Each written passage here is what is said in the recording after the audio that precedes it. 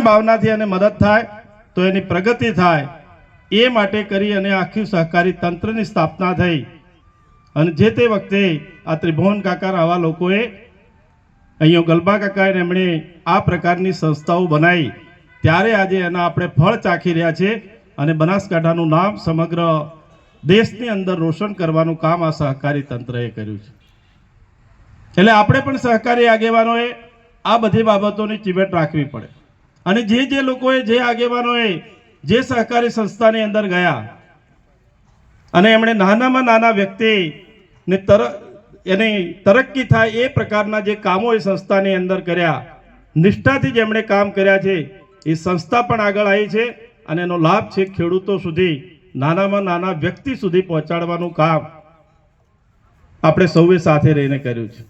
અને આ પ્રકારનું કામ આજે સહકારી મંત્રી શ્રી અમિતભાઈ શાહ સાહેબ કરી રહ્યા છે અને એના ભાગરૂપે જ આખા દેશની અંદર આપણે ત્યાં દિયોદરથી પરમ દિવસે 50,000નું ક્રેડિટ કાર્ડ કોઈ પણ ગેરંટી વગર નાનામાં નાના વ્યક્તિને એનો લાભ મળે એ પ્રકારનું કામ થાય કે 50,000 રૂપિયાથી એનું જીવન કદાચ કાલ આવતીકાલે બદલાઈ જાય। એ 50,000 રૂપિયા લઈ અને કંઈ પણ નાનું મોટું કામની શરૂઆત એના ઘરે બેઠા કરે તો એ 50,000માંથી કાલે લાખ રૂપિયા કરશે, લાખમાંથી 2 લાખ થશે અને ધીરે ધીરે એનો જીવન નિર્વાહ ચાલશે અને એની પ્રગતિ થશે। આ પ્રકારની સહકારી ભાવનાથી આજે સમગ્ર તંત્ર સહકારી તંત્ર ચાલે છે। ત્યારે નટુભાઈ અને એમની આખી ટીમને હું ખૂબ ખૂબ અભિનંદન આપું કે આ પ્રકારનું તાલુકા સંઘમાં પણ આપ સૌની ટીમ દ્વારા કામ કરી અને દિન પ્રતિદિન તાલુકા સંઘ પ્રગતિ કરે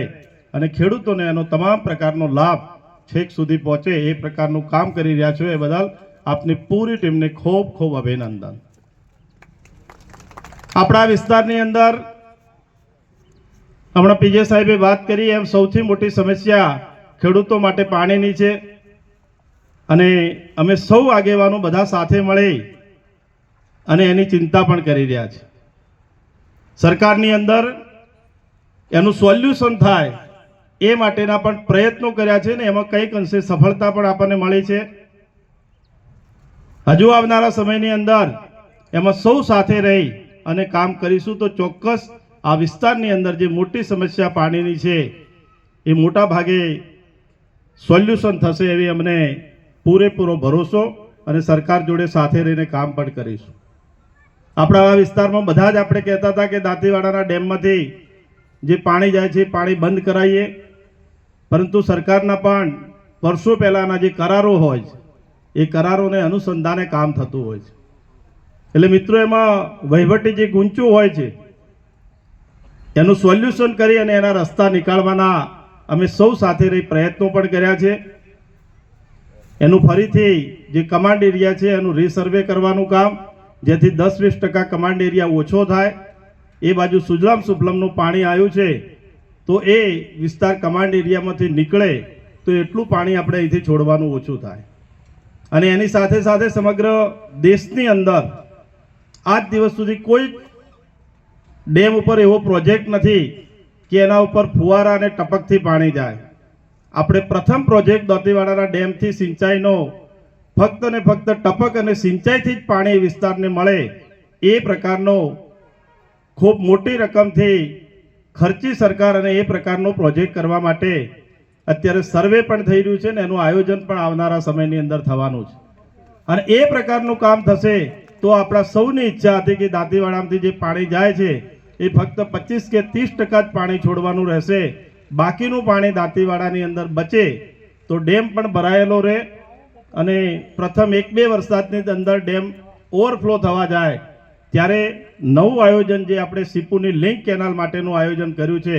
જેની સૈદ્ધાંતિક મંજૂરી પણ સરકારે આપણને આપી છે એ પણ આપને ખાતરી આપું છું કે દાંતીવાડાના તમામ ગામોને લાભ થાય એ પ્રકારની કાચી કેનાલ લઈ જવા માટેના અમારા સૌના આગેવાનોના પ્રયાસ પણ છે, જેના કારણે સીપુ પણ ભરાય અને સીપુ થકી પણ સિંચાઈ બાકીના ગામડાઓની અંદર ડીસા તાલુકામાં પણ થાય અને બંને ડેમ ભરાયેલા પડ્યા રહે। અમારી ઈચ્છા તો હડમતિયા સુધી પણ છે કે હડમતિયા ડેમ પણ દર વર્ષે ભરાઈ જાય છે પણ ક્યાંક રહેતો હોય તો લિફ્ટ કરીને પણ પાણી એ વિસ્તારની અંદર જાય એ પ્રકારનું કામ દાંતીવાડાના તમામ પ્રકારના તળાવો જે પીજે સાહેબને આપણે સૌએ ભેગા મળીને જે કર્યા છે એ બધા જ તળાવો પાણીથી ભરાઈ જાય એ પ્રકારની વ્યવસ્થા આવનારા સમયની અંદર કરીએ. પણ મિત્રો, આ કામ નાનું નથી, એટલે એના માટે સમય પણ લાગશે. આપણી ધીરજ ખૂબ રાખી, પણ ધીરજ પણ 2-3 વર્ષ સુધી રાખવી પડશે. ત્યારે સૌએ સહિયારો પુરુષાર્થ કરી અને આ કામમાં પણ આપણે સફળ થઈશું. આજના તબક્કે મારી આપ સૌને વિનંતી છે કે હમણાં જ આત્મા પ્રોજેક્ટના ઇન્ચાર્જ શ્રી જિંદાલ સાહેબે વાત કરી કે આજનો સમય એ પ્રાકૃતિક ખેતીનો છે અને રાસાયણિક ખાતર દવા એની અંદર જે નાખી અને આપણે જમીન વેસ્ટેજ કરી દીધી છે એમાંથી બહાર આવવા માટેની જરૂર છે. જે રીતે મોદી સાહેબ 20 વર્ષ પહેલાં આપણને કહેતા હતા કે લાઇટ જોઈશે એટલી મળશે, તમે ઓછી વાપરો, પાણી ઓછું ગાળો, પણ આપણે માન્યા નહીં અને લાઇટનો ઉપયોગ કરીને પાણી ખૂબ ગાળી નાખ્યું અને લાઇટ આજે જોઈએ એટલી હવે મળે છે, હવે પાણી નથી. એ જ પ્રકારે પાણી પણ આવતીકાલે સરકારના આવા અનેક પ્રકારના પ્રયત્નોથી પાણીની સમસ્યા દૂર થશે. પણ જમીન આપણી જ્યારે પૂરી થઈ ગઈ છે એ રાસાયણિક ખાતરો, જંતુનાશક દવાઓના કારણે કરી અને જમીનને આપણે નષ્ટ કરી દઈશું તો આપણી પાસે કોઈ હથિયાર નહીં રહે ખેડૂતો. એટલે મારી આપ સૌને વિનંતી છે કે આવી અવારનવાર શિબિરો મારફત આપણને જે જ્ઞાન અને નોલેજ આપવામાં આવે છે એનો ઉપયોગ કરી અને કઈ રીતે ઓછામાં ઓછું રાસાયણિક ખાતરને જંતુનાશક દવાઓનો વપરાશ કરીએ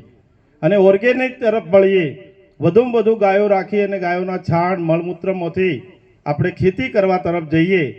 તે આપણા રાજ્યપાલ શ્રી સતત એમના માર્ગદર્શન દ્વારા આપણને બધાને પ્રેરણા પણ આપે છે કે કઈ રીતે ઓછામાં ઓછો ખર્ચ કરી અને વધુમાં વધુ ઉત્પાદન ઓર્ગેનિક આપણે લઈ શકીએ. એના ભાવ પણ વેલ્યુ એડિશન કરીને આપણને મળશે. એ પ્રકારનું કામ કરીશું તો મને ચોક્કસ વિશ્વાસ છે કે આવનારા સમયમાં જે રીતે લાઇટ, પાણી અને જમીન આ બધું બચી જશે તો ખેડૂતો આવનારા સમયની અંદર સરકારના માધ્યમથી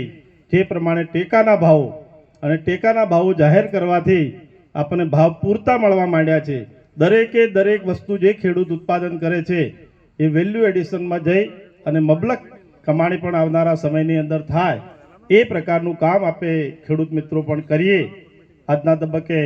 આપ સૌએ એમને સાંભળ્યા, મારું સન્માન કર્યું અને ફરીથી તાલુકા સંઘ પ્રમુખ શ્રી નટુભાઈ અને એમની પૂરી ટીમને હું ખૂબ ખૂબ અભિનંદન આપું છું કે સહકારનું કામ આ રીતે સહકારિતા ભાવનાથી ખેડૂતો સમૃદ્ધ બને એ પ્રકારનું કામ કરી આપણી સંસ્થા પણ મોટી થાય અને આપણા વિસ્તારના ખેડૂતો પણ ખુશ થાય એ પ્રકારનું કામ કરતા રહીએ. અસ્તુ ભારત માતા કી જય. ખૂબ ખૂબ આભાર માનનીય ધારાસભ્ય સાહેબ શ્રી.